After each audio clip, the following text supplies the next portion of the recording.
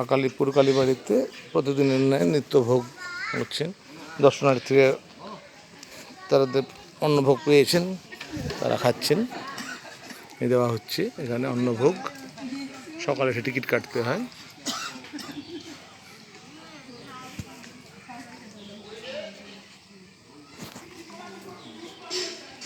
এটা হচ্ছে আকালিপুর গুজ্জকালী মন্দির।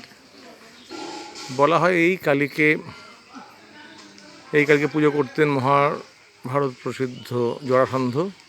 পরে এই কালীকে ওয়ারেন হেস্টিংস বেনারস থেকে নিয়ে আসেন এবং নন্দকুমারকে দেন।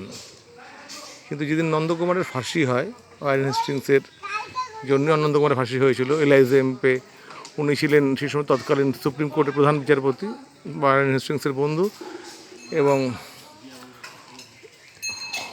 ওনারা ষড়যন্ত্র করে নন্দকুমার ফাঁসিয়ে দেন। যেদিন নন্দকুমারের ফাঁসি হয় সেদিন এই মধ্যে বাজ পড়ে এই মন্দিরে, এটা কথিত আছে এ থেকে।